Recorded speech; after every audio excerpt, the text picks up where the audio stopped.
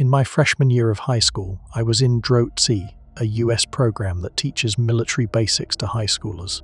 Everyone had to join a team like drill or shooting, and we traveled to schools all over Washington, Oregon, and Idaho for competitions. We spent so much time together practicing, on bus rides, on field trips, that we all got really close, especially with people from our own school. But sometimes that closeness isn't a good thing. There was a junior who helped me move up in rank and made me his assistant. We were good friends, hung out a lot since we were in the same club. Then things got weird. He started hovering way too much, leaving gifts in my backpack, notes in my locker, snacks on my desk. The gifts and snacks could have seemed friendly, but the notes felt off. I burned them years ago, but I still remember some of what he wrote. I wish other people liked me like you do. You care about me so much. Or, I saw you walking with some kids yesterday. Who were they? I was just babysitting, walking the kids home from school. He was always right behind me, and it started feeling like I had eyes watching me all the time. The notes got worse. They turned into poems that sounded sweet on the surface but were clearly possessive. You're mine. You're made for me and I for you. He also started putting things in my backpack that I never said I needed. Gifts I hated because I didn't want anyone to think I expected them. But somehow he always knew what to get. We went to a competition across town, an overnight trip where we slept in classrooms. By then I'd told one other girl what was going on, but I was terrified no one would believe me. He followed me everywhere, and I didn't sleep a wink that night, knowing he was just down the hall. The bus ride home was scary. My phone was at 80% when we left, but after a 15-minute drive it was dead. My portable charger died too. I still don't know if it was a coincidence or if he did something, but I was stuck. I couldn't drive yet, so I relied on my parents, and I couldn't reach them. Desperate, I accepted a ride from him, even though it was a terrible idea. Almost everyone else had already left, so what else could I do? He knew where I lived. That's all I could think about that night. And worse, he lived just a block away from me. For about a week, things seemed to go back to normal. Then he got bold and asked me out over text. I politely said no. I was already in a relationship, and he knew it.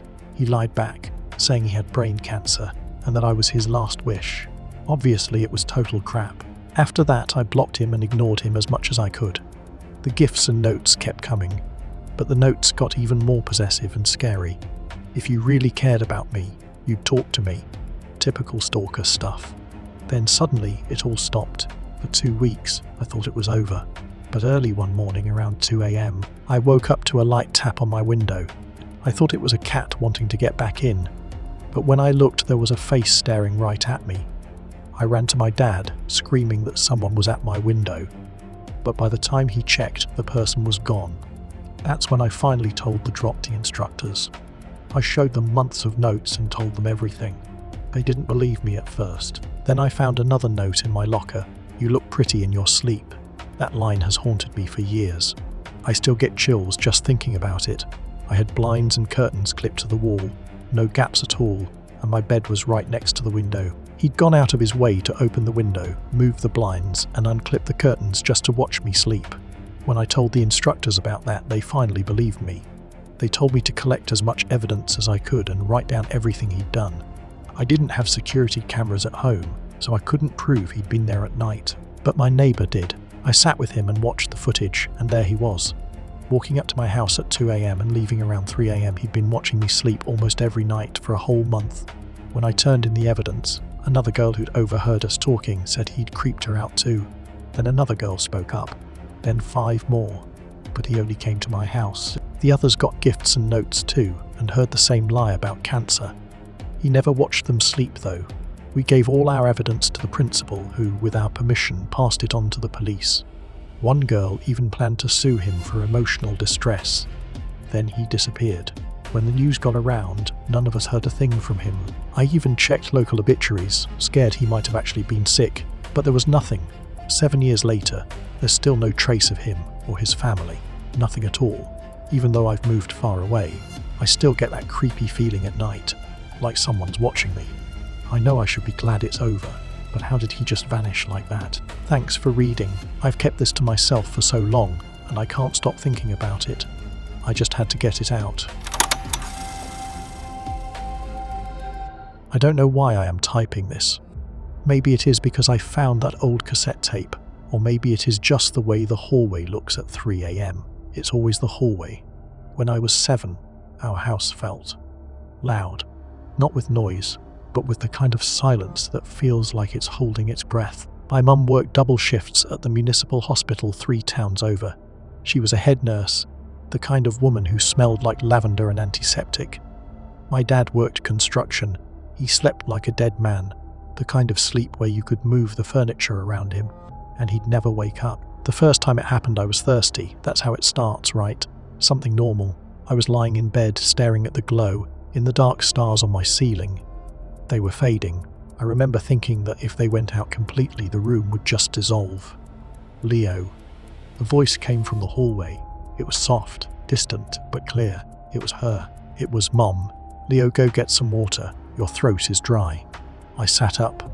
My throat was dry. It felt like I'd been swallowing sand. I didn't think it was weird. Why would I? It was my mum's voice. It had that specific lilt, that way she dragged out the O at the end of my name. I got out of bed. The floorboards were cold. I remember the feeling of the wood against my heels, sharp and biting. I walked to the door and pushed it open. The hallway was a tunnel of grey.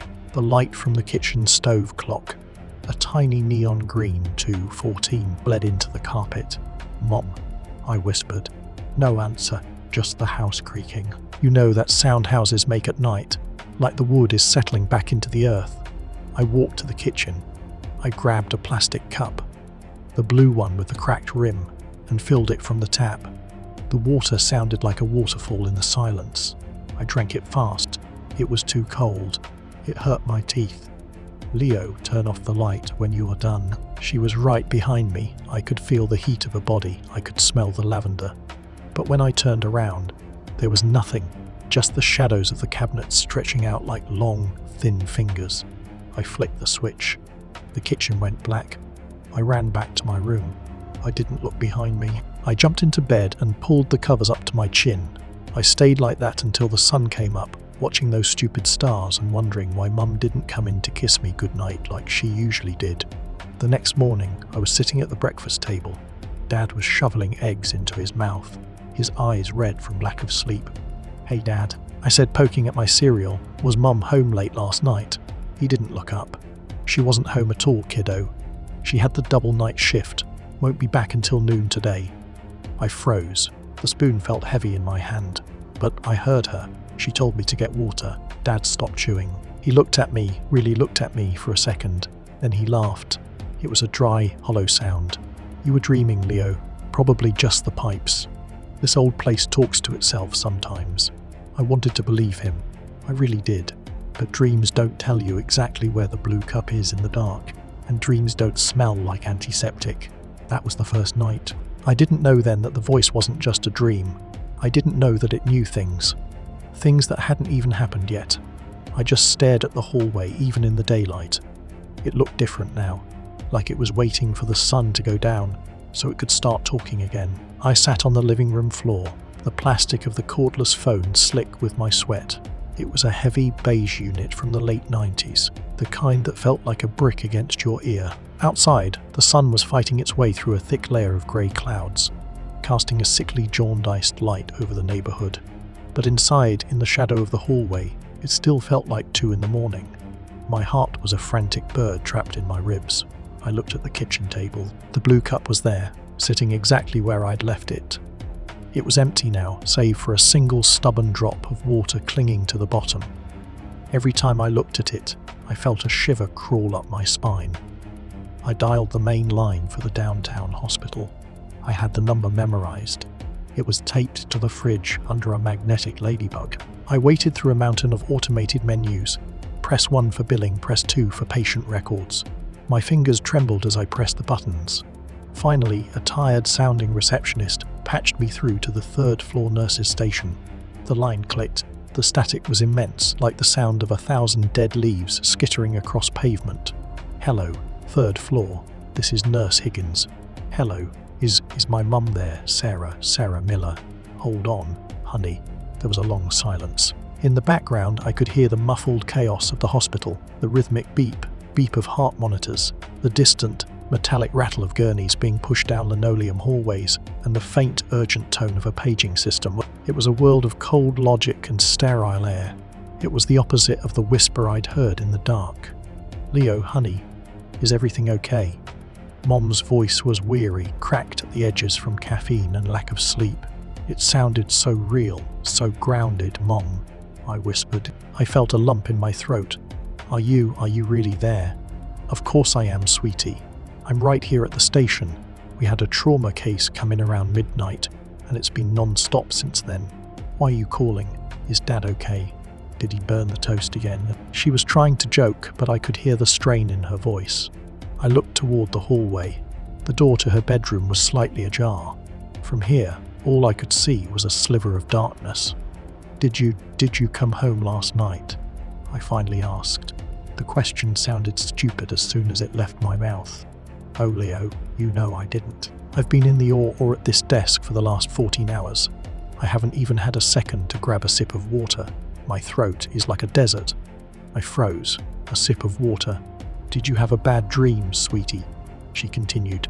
"Sometimes when I'm gone, the house makes those funny noises, remember? It's just the wood settling." "Mom," I said, my voice cracking. "Last night at 2:14, someone told me to go get water. It sounded just like you. I thought you were in the hallway."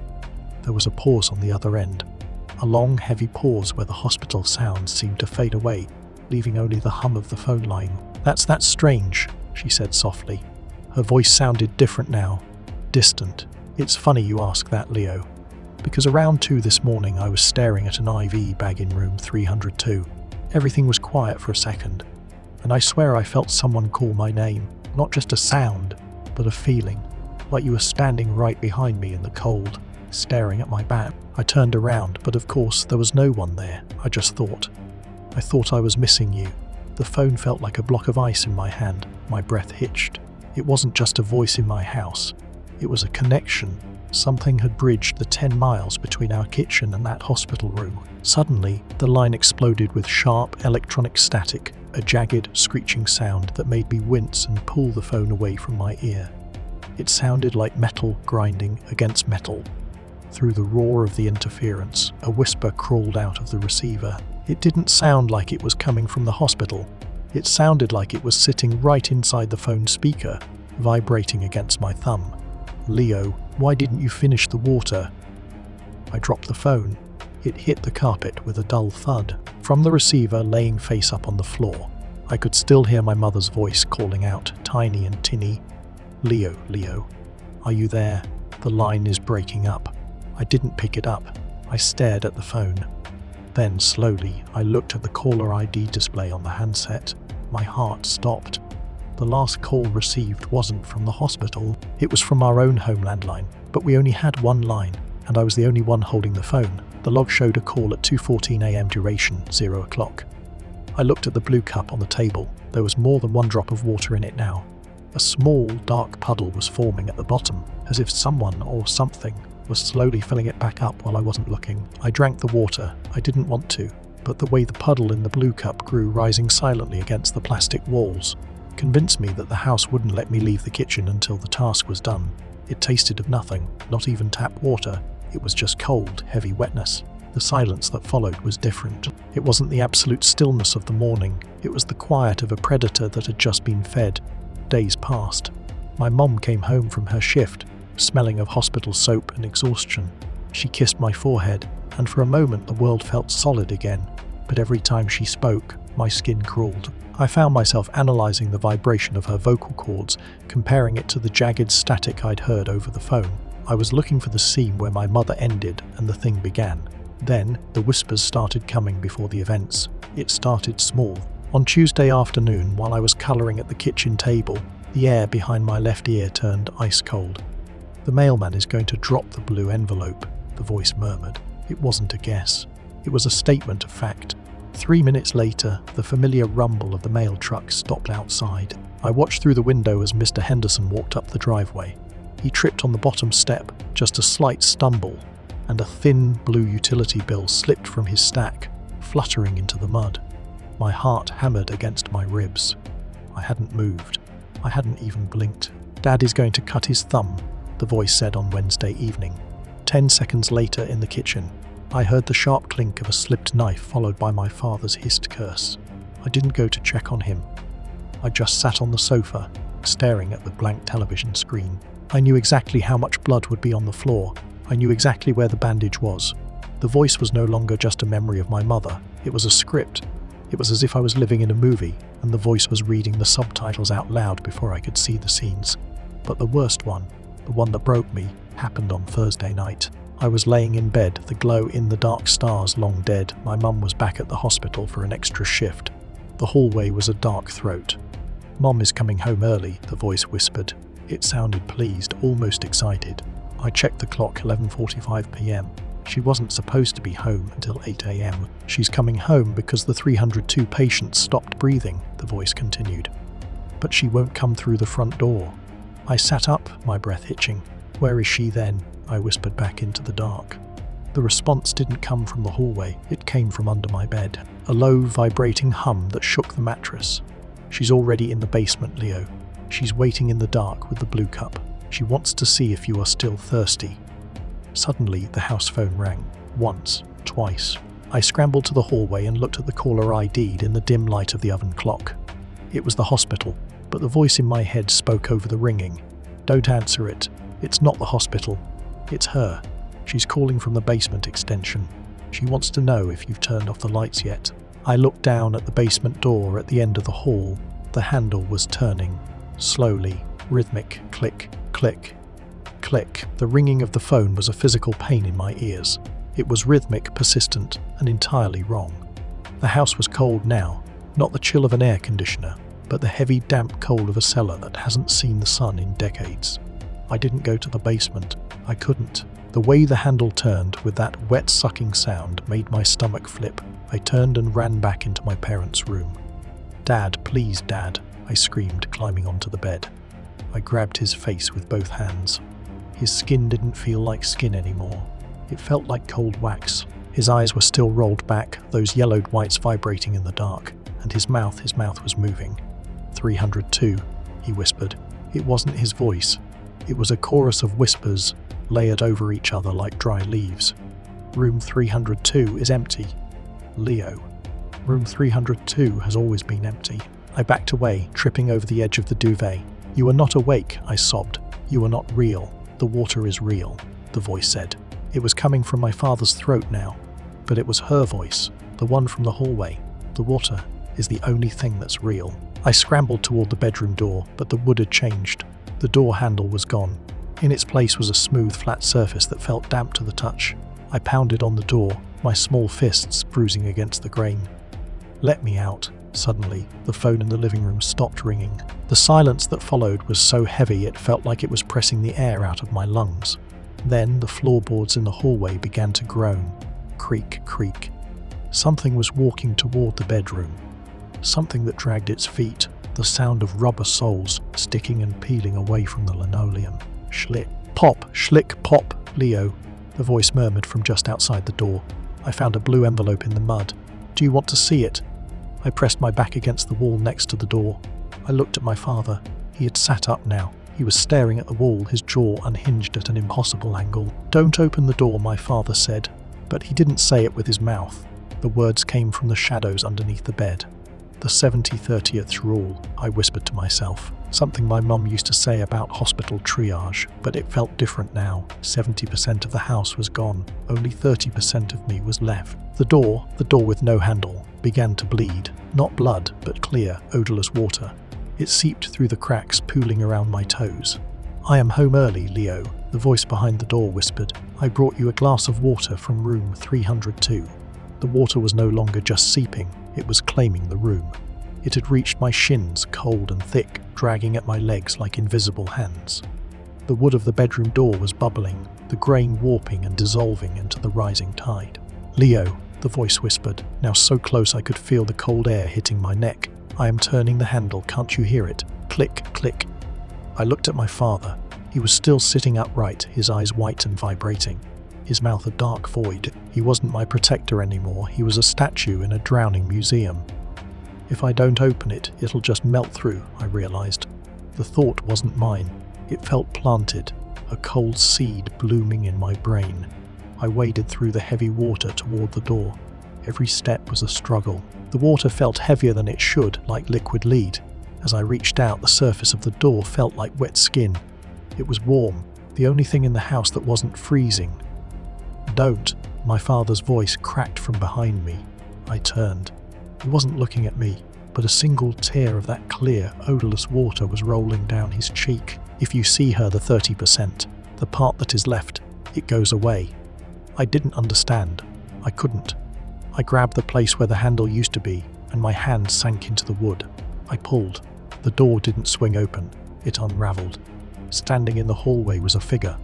It wore my mother's floral scrub top and her blue shoes, but where her face should have been, there was only a swirling vortex of that same clear water, reflecting the dim light of the hallway in jagged, broken patterns.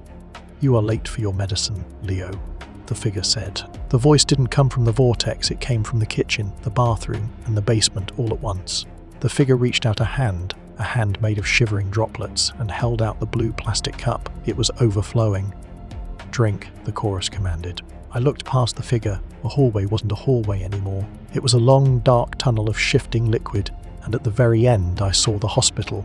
I saw room 302, and I saw my mother, the real one, standing over an empty bed, screaming into a phone that wasn't plugged in.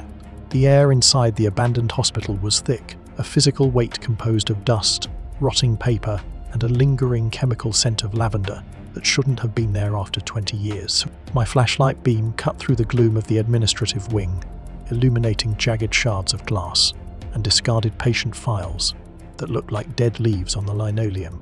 I found the door to the Special Observation Archive. It was reinforced with steel, a detail I hadn't noticed as a child. It didn't belong in a municipal hospital inside.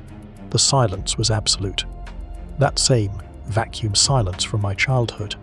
My ears began to ring with the pressure of it. I pulled out the drawer labelled 1998, room 302. There were no paper files, only a single heavy reel-to-reel tape. I had brought a portable player. My hands shook as I threaded the tape through the spindles. The click of the play button sounded like a gunshot in the dead air. At first there was only white noise, a jagged electronic roar that made my teeth ache. But as I adjusted the speed, the static began to resolve into shapes, into voices. "Leo, go get some water. Your throat is dry." My blood turned to ice. It was my voice. Not the voice of the thing in the hallway, but the voice of the real me at 7 years old. But I wasn't the one speaking. The recording was from a microphone inside room 302. "Leo, turn off the light when you are done." I listened, paralysed as the tape played back every interaction I'd had with the voice in my house. But on the tape there was no mother. There was only the sound of a heart monitor beating in a steady, slow rhythm and a wet, rhythmic clicking. Click, click, like someone tapping a fingernail against a plastic cup. Then a new voice entered the recording. It was the hospital's head of psychiatry, his tone clinical and cold. Observation log, May 12, 1998. Patient in 302 remains in a persistent vegetative state. However, the broadcast phenomenon is intensifying. The patient's neural activity is somehow bypassing standard telecommunications. We are receiving reports from the patient's own residents that her son is responding to commands issued from this room.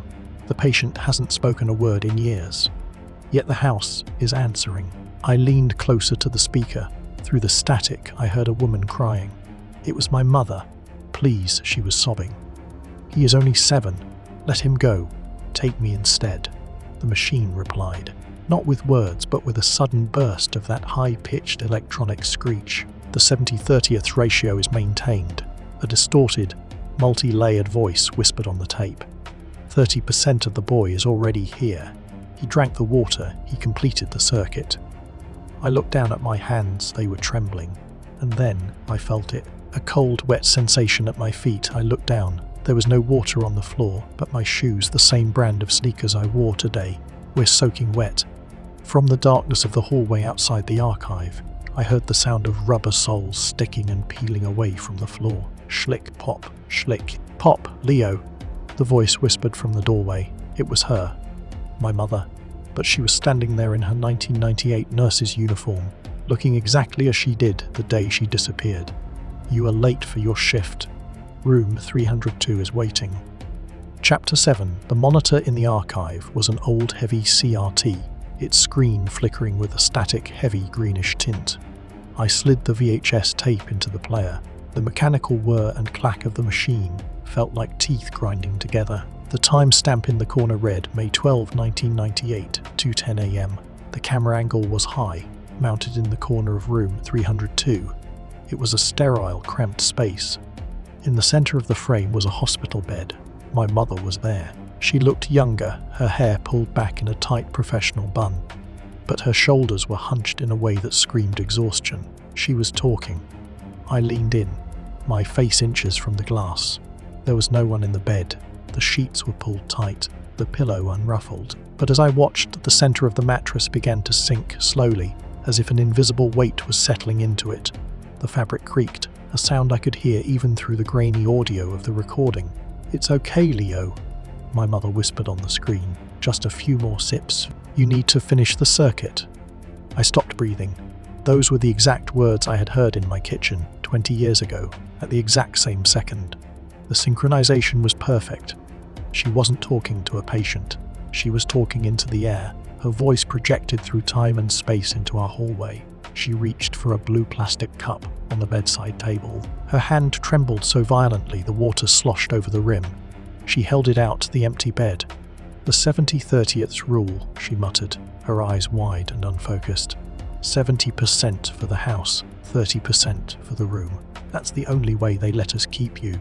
Then the static on the tape flared into a blinding white. When the picture cleared, my mother had stopped moving. She stood perfectly still, her back to the camera. Slowly, so slowly it felt like the tape was melting. She began to turn. She didn't look at the empty bed. She didn't look at the door. She tilted her head back and looked directly into the camera lens. Her eyes weren't the warm brown I remembered. They were reflecting the green glow of the monitor, shimmering like the surface of a deep, dark pool. She wasn't looking at the camera in 1998. She was looking at me, sitting in this basement in 2026. "Leo," she said, her voice clear and resonant, stripping away 20 years of silence. "Why are you still watching? You haven't turned off the lights yet." Behind her, on the empty bed, a shape began to rise under the sheets. It wasn't the shape of a child. It was something long, segmented and wet. The screen went black. The static on the monitor didn't stop when the screen went black. Instead, it became a physical force. The glass of the grassy screen began to bulge outward, stretching like a soap bubble until it burst. But no glass shattered. A torrent of that clear, odorless water exploded into the room, hitting me with the force of a tidal wave. I was swept off my feet, my flashlight spinning away into the darkness. The archive was flooding in seconds. I clawed at the steel door, but the handle was gone, replaced by that same smooth, damp wood I remembered from my father's bedroom. "Leo, turn off the lights," the chorus whispered. It was no longer a suggestion. It was a vibration in the water, shaking my very bones. I broke the surface, gasping for air that smelled like lavender and old blood. In the flickering light of the dying monitor, I saw her.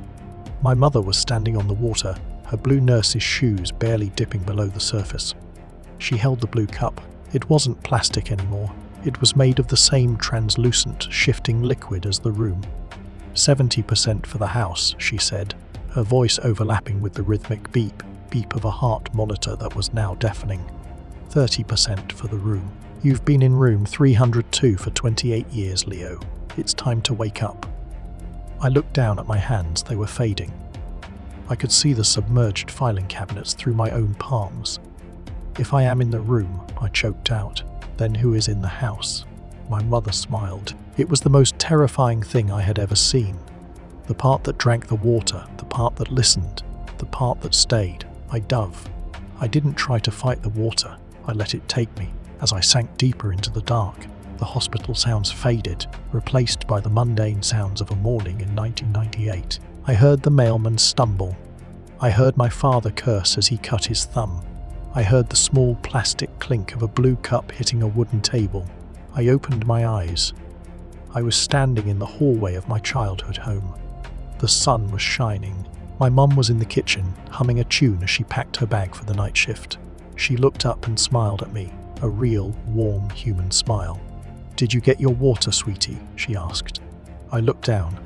I was 7 years old again. I felt whole. I felt safe. But then I noticed my reflection in the oven door. In the reflection, I wasn't a little boy. I was a grown man, soaking wet, standing in the ruins of an abandoned hospital. And behind my reflection, in the dark reflection of the hallway, a door was slowly opening. "Leo," the reflection whispered, its lips not moving in sync with mine. "Why didn't you finish the circuit?" I looked back at my mother. She was still smiling, but she was holding a blue envelope she hadn't opened yet. "Mom," I whispered. "Yes, Leo. Is room 302 still empty?" The smile didn't leave her face, but her eyes rolled back, showing only the vibrating, yellowed whites. "Only 70% of it," she said. I hate the sound of a landline. Most people my age don't even have one. But this house came with its own ghosts. And I don't mean the kind that rattle chains. I mean the kind that ring. It started when I was 10. My parents bought this place for cheap. Way too cheap. Looking back, it was one of those old Victorian style builds. The kind with too many hallways and wood that groaned, like it was in pain every time you stepped on it. The phone was a heavy olive green beast, sitting on a small table in the hallway. The first time it happened, it was 3:14 a.m. I know the exact time because I'd stayed up late trying to finish a comic book under the covers. Ring, it wasn't a normal ring, it sounded wet, like the bell was submerged in oil. I crept out of bed, my heart thumping against my ribs. My parents were heavy sleepers, the kind who wouldn't wake up if a plane crashed into the yard. I reached the hallway, the floorboards ice cold against my feet. I picked up the receiver. "Hello," I whispered. Nothing but static. But not the white noise you get from a radio. It was a rhythmic static, like someone breathing through a mouth full of gravel. Then a sound thud, shatter, the sound of a glass breaking. Just that, one heavy impact followed by the crystalline spray of shards hitting tile. Then the line went dead. I stood there shivering. I counted. 1, 2, 3. Exactly 60 seconds later, at 3:15 a.m., the phone rang again. A normal crisp ring. I didn't answer it. I saw my dad stumble out of the bedroom, rubbing his eyes. He picked it up. "Hello. Yeah. Oh, hey. Now. Okay, give me a second." He hung up, looking confused. He walked toward the kitchen. I followed him, staying in the shadows of the doorway. He reached for a glass on the counter, his hand still clumsy from sleep.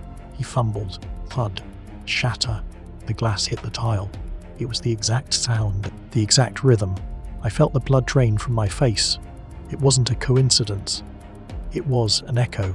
No, a preview. I tried to tell him. I tried to tell them both. They just laughed and said I had a vivid imagination from those trashy comics. But it kept happening. Every few weeks that oily, distorted ring would come at 3 a.m. or 4 a.m. I learned to wait.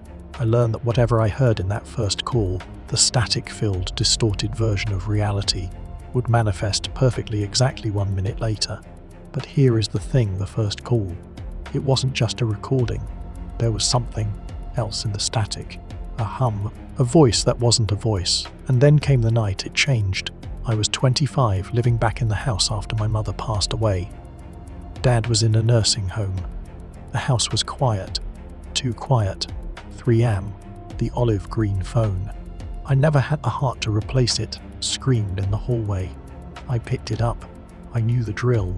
I had my stopwatch ready. I pressed the button. The static was louder than usual. It sounded like a storm, and through the noise I heard a voice. It wasn't my dad's, and it wasn't mine. It was a woman's voice, thin and dry, like old paper rubbing together. "Don't look back." My heart stopped. The line cut out. I looked at my watch. 0:01:02. The countdown to the real world had begun. 60 seconds until whatever made that sound became real. I stood in the hallway staring at the dark kitchen. My back was to the living room. The air felt heavy, like it was thickening into jelly. I could feel a prickle on the back of my neck. 0:45. 0:55. The silence was screaming. 0:58. 0:59. The phone rang. The real ring. I didn't pick it up. I didn't move. And then I felt it. A cold draft. smelling of wet earth and old copper. Don't look back. The voice wasn't coming from the phone anymore. It was right behind my ear. I shouldn't have, but I did. I turned around. The living room was empty, or I thought it was, but then I saw her.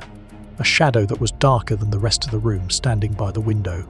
She was tall, impossibly thin, wearing a dress that looked like it was made of smoke. She wasn't looking at me. She was looking at the phone. And then she started to walk toward it. The woman didn't scream. She didn't even move. She was just there. A jagged, impossible tear in the fabric of the living room. I backed away, my palm still sweaty against the olive green receiver, the dial tone screaming a steady, mocking hum into my ear. It felt like a needle being driven into my brain. I didn't sleep that night. I couldn't. I sat in the kitchen with every single light turned on, even the dim bulb over the stove that usually flickered, watching the digital clock on the microwave. I felt like if I stopped looking at the time, the world would just slide away. The fear wasn't a sharp spike anymore. It had cooled into this heavy, oily weight at the bottom of my stomach. I started noticing patterns. Or maybe I was just losing my mind.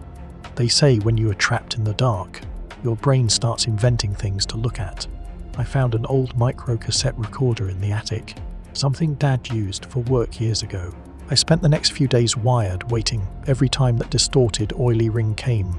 The echo call. I held the recorder to the receiver. When I played the tapes back and slowed them down, God, I wish I hadn't.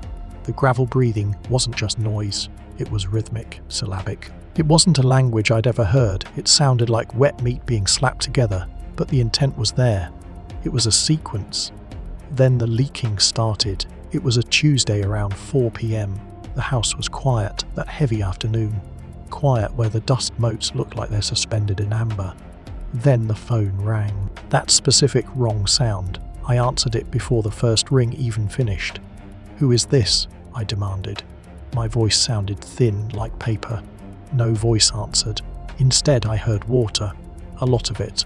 A deep, rhythmic splash, splash, splash. It sounded like someone wearing heavy boots walking through a flooded basement. It was so clear I could almost feel the humidity through the phone. I stood there, counting the seconds. 30, 45. I was waiting for the second call, the real one. I was ready to hear the kitchen tap burst or the water heater explode, but the second call never came. The silence stayed heavy.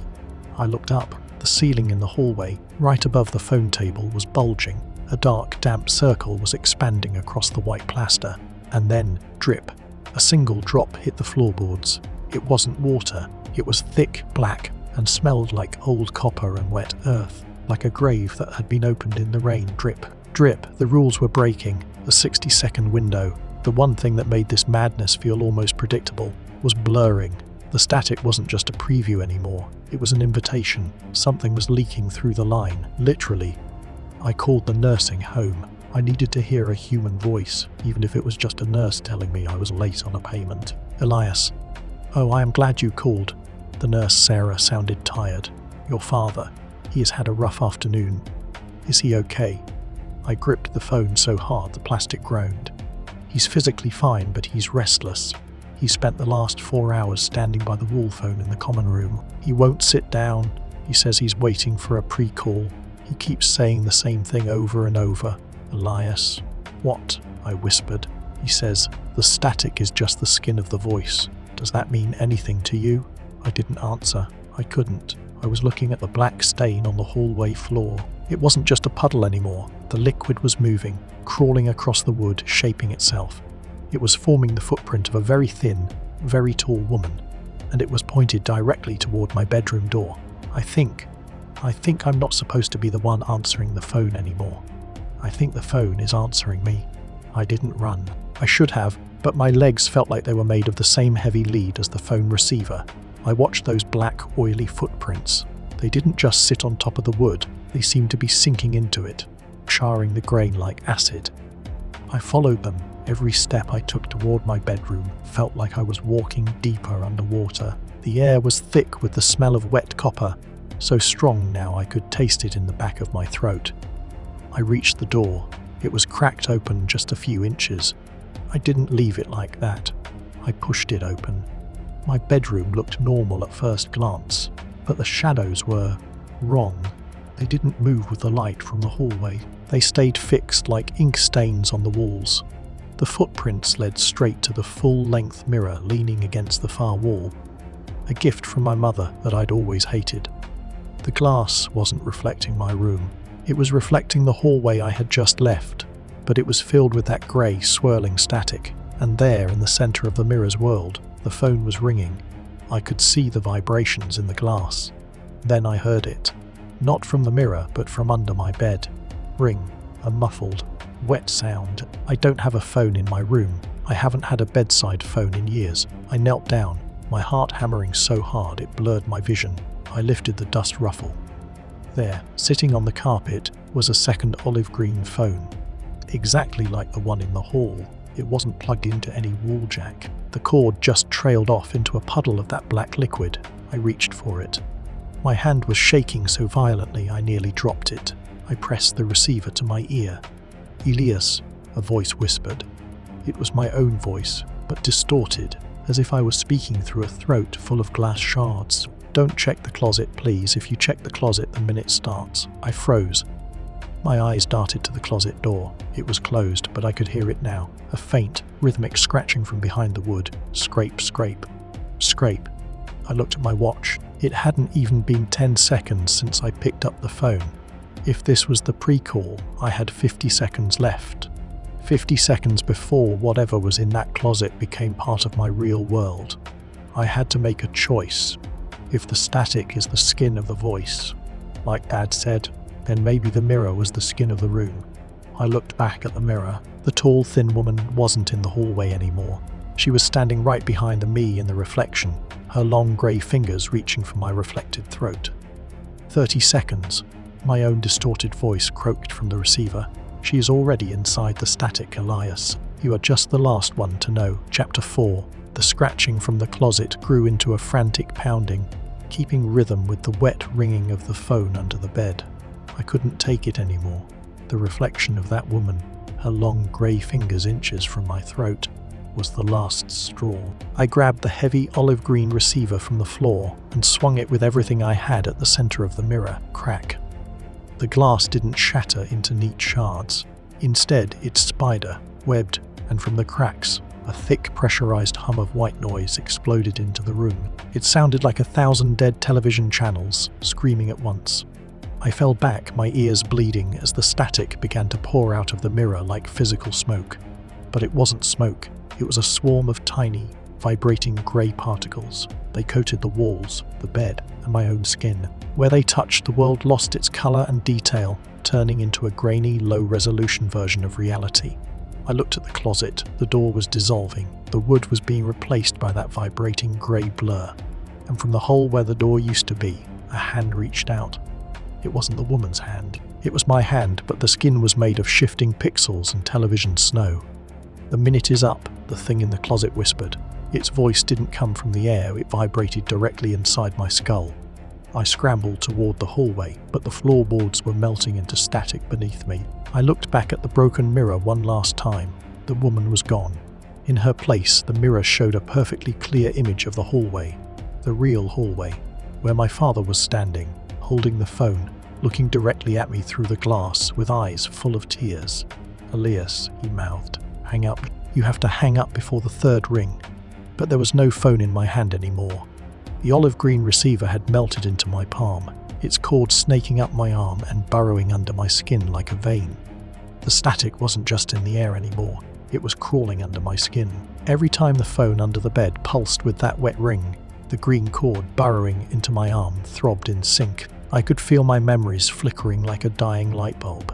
My mother's face was becoming a blur of grey pixels, and the layout of my own house felt like it was being deleted, sector by sector. I grabbed a jagged shard of the broken mirror. The glass was cold, vibrating with that low-frequency hum that made my teeth ache. "Stop," my own voice crackled from the receiver fused to my palm.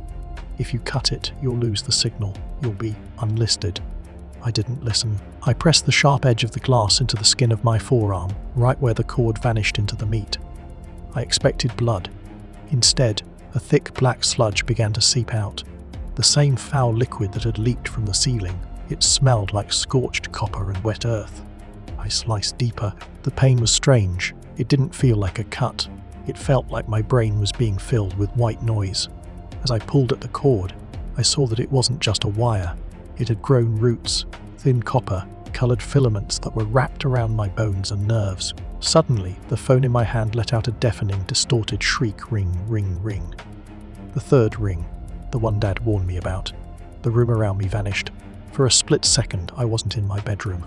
I was standing in a vast, dark space filled with endless rows of filing cabinets and millions of dangling green phone cords. In the distance, a tall, thin figure was sitting at a switchboard, her fingers moving with impossible speed, plugging and unplugging lives. I gave one final, desperate yank. The cord snapped with a sound like a gunshot. The world rushed back in, the grainy bedroom, the smell of ozone, and the silence. The static in the air froze, then shattered like glass. I slumped against the wall, gasping.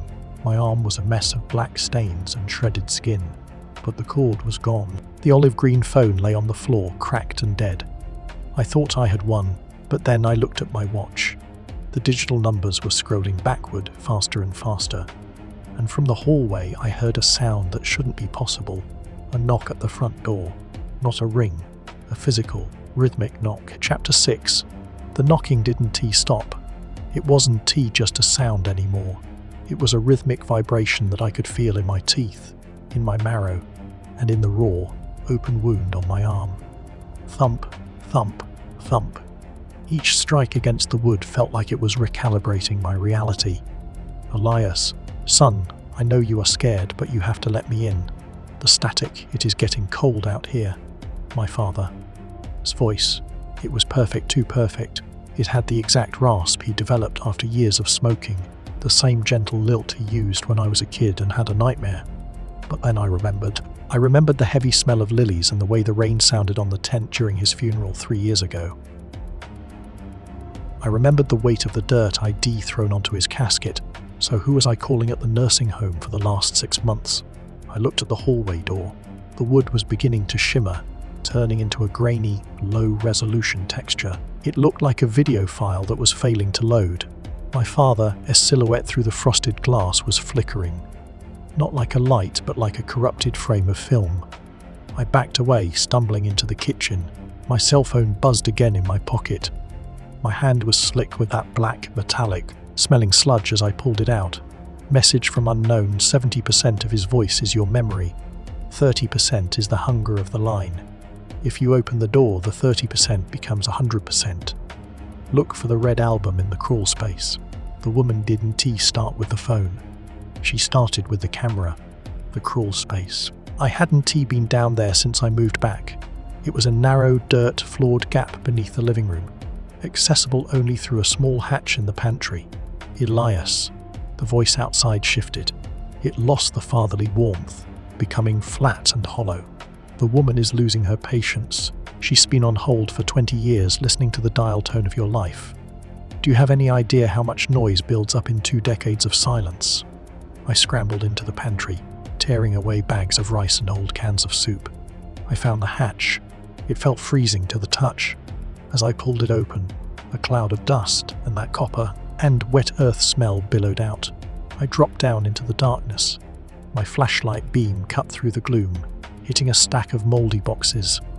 I found it almost immediately, a small, red leather photo album, wrapped in plastic. I opened it. The first few pages were normal, baby photos. My parents at the beach. But as I flipped toward the back, the photos changed. In every shot of my mother, there was a blur behind her. At first, it looked like a lens flare, but as the months progressed, the blur took shape. A tall, thin shadow standing in the corner of the nursery, standing behind her at the grocery store. In the very last photo, taken the day before she disappeared, my mother wasn't looking at the camera. She was holding a telephone receiver to her ear, her face pale and translucent, and she was looking directly at the shadow. The shadow had its hand on the phone cord. The floorboards above my head groaned.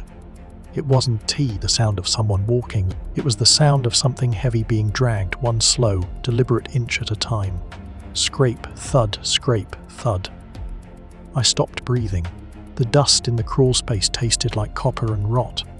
I clutched the red album to my chest, the plastic wrap crinkling, a sound that felt as loud as a gunshot in the dead silence. "I can hear your heart, Elias," the voice from above whispered. It wasn't my father anymore. It was a cacophony of overlapping voices. My mother, S. My father, S. And 1,000 layers of dry, clicking static. It sounds like a busy signal, so much noise just to stay alive. The dragging sound stopped right above the pantry hatch. My phone vibrated again. I didn't want to look, but the screen lit up the dark, cramped space with a cold blue glare. Message from unknown. 30 seconds. The 70% is gone. The house is no longer a house. It is a receiver. Look at the photo on page 42. Look at the cord. I fumbled with the album. My fingers slick with the black sludge still oozing from my arm. I flipped to page 42. It was a photo of me as a baby, sleeping in the crib. But the focus was wrong. The camera had captured the wall behind the crib. There was no phone jack there, but in the photo, a thick green cord emerged directly from the plaster, snaking across the floor and disappearing into my shadow. The hatch above me exploded. Not into splinters, but into pixels. The wood simply dissolved into a cloud of grey static. I looked up and saw it. The thing that looked like my father was gone. Standing there was the woman, her body a jagged, flickering silhouette of television snow. She wasn't holding a weapon. She was holding a heavy, olive green receiver. She dropped it. It fell through the hole in the floor, dangling by its cord right in front of my face. Ring the sound didn't come from the phone. It came from inside my own chest. My ribs vibrated with the mechanical chime. Pick it up, the 1,000-voiced static hissed. It's long distance from where she went. I looked at the receiver. It was covered in the same black liquid as my wound. I realized then that I wasn't the one being called. I was the line. I was the connection. The receiver didn't stop ringing. It was a rhythmic, wet vibration that felt like a second heart beating outside my ribs. My fingers, stained with that black pixelated sludge, reached out for the olive green plastic. As soon as my skin touched the receiver, the house, the physical walls, the smell of copper, the memory of my father, it all dissolved. I wasn't in the crawl space anymore. I was standing in a hallway that stretched into infinity, lined with mirrors that showed every version of this house that had ever existed. "Hello," I whispered. My voice didn't travel, it just echoed back as static. "Elias," the voice on the other end said. It was my mother, but it was also the tall woman. Their voices had merged into a single, dissonant frequency. "You finally picked up. Do you know how long it takes to process a soul through the switchboard? 20 years of manual patching, 20 years of staying on the line so you wouldn't have to." I looked down at my hands. They were becoming translucent, the bones turning into glowing copper filaments. The red album I was holding started to smoke, the photos of my childhood turning into white noise. "The 70% was the lie, Elias." The voice hissed. "The part where we told you that things happen for a reason. The 30%, that is the signal. That is the truth. We don't live in a world, we live in a transmission." The hallway began to fold. The mirrors shattered, and through the cracks I saw the real world. The nursing home, the streets, the people, all of them connected by invisible green cords, snaking out of their shadows. I saw the unknown who had been texting me. It was a man in a grey suit, sitting in a room filled with monitors, his face a total blank of television snow. He looked at me through the screen and tipped a hat that wasn't there. I had a choice. I could hang up and be deleted, a dropped call in a universe of noise, or I could stay on the line. I pressed the receiver to my ear and closed my eyes. The ringing stopped. The house went silent. When the police arrived 3 days later, they found the house perfectly empty. No black sludge, no broken mirrors, no olive green phone. The only thing they found was a red leather photo album sitting on the kitchen table. Every single photo was blank, except for the very last page. It was a fresh, high-definition photo of me, standing in a hallway of mirrors, holding a phone to my ear, and in the background, standing right behind my shadow, was a second, smaller shadow, reaching for the cord. So the story ends here. Some sounds in the dark are still quietly echoing. If it gave you chills, hit like, and maybe share it with friends brave enough to face the fear. Subscribe to Vanthara. The next unknown story might be waiting for you in the night. Drop a comment. Tell me what scared you the most tonight, and maybe, next time, it'll become a new story.